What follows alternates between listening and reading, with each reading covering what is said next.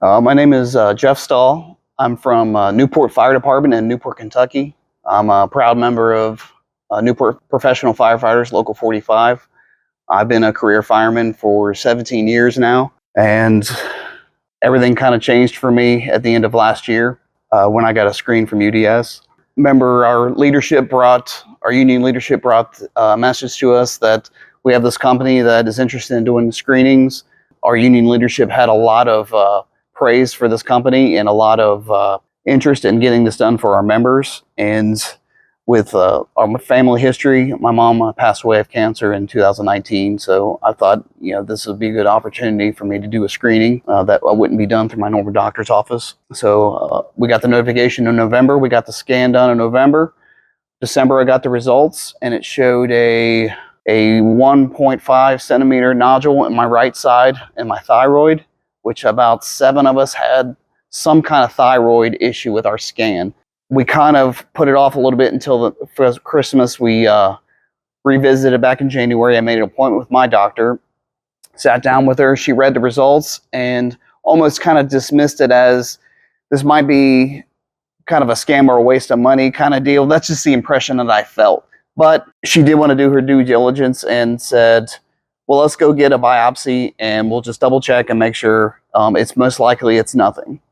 So I made an appointment at my network hospital. I went in for a biopsy. They did a needle biopsy, then an ultrasound and took a needle biopsy.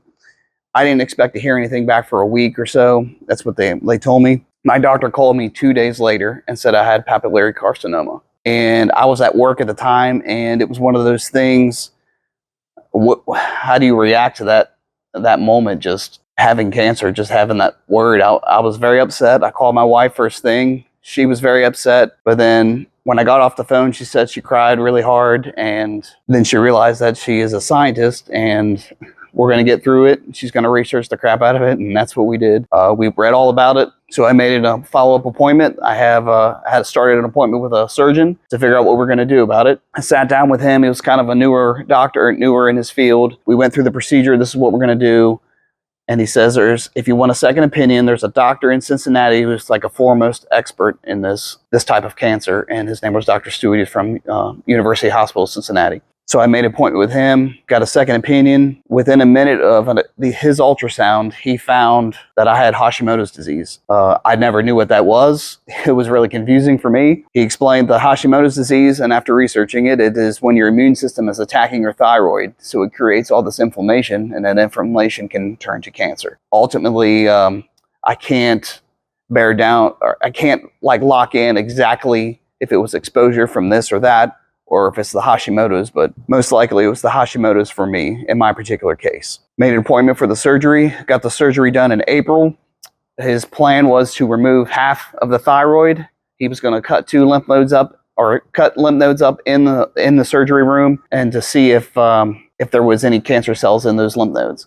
When he cut open the first lymph node, he found traces of cells. He cut up the second one, traces of cells. So he ended up taking out the whole other side of the thyroid. Took out 11 lymph nodes total. 2 of the 11 were positive for the cancer cells. So he took everything out. The surgery went well. Down the road, I did a radioactive iodine to kill any remaining tissue that's left. At this point, I'm still balancing my numbers out, and I'm on Thyroid for the rest of my life to balance out my hormones, but I'm here and I'm alive. I think it is another tool in the toolbox, like we always say in the fire service. It's another tool. I think of it as kind of structure fires and whatnot. We always have a plan when we go into structure fire. If we know there's a danger in there, we're not going to send our guys in there to get hurt. It's the same here. This is another tool in the toolbox to let us know, is there a danger? This can be prevented if you get it early enough. I'm very lucky. This is one of the most treatable cancers out there, but I got it super early. So my chances of survival are greatly increased because I'm dealing with it and I dealt with it early. I didn't wait. I didn't put it off. Doing the screening is a no-brainer. There's nothing wrong with having the knowledge and knowing. Like the longer you wait, it's not going to go away. It's just going to get worse and worse and worse. Having the knowledge is power. You can get it taken care of. You can extend your life. You can be there for your family, your friends, your coworkers. They'll all support you. Get it done right away. it's an hour, if that, out of your busy schedule to get a screening, get it done. Your report comes back. Anything they find in it, just follow up with their doctor, get it checked out. It's so worth it. It's so worth it just to be here.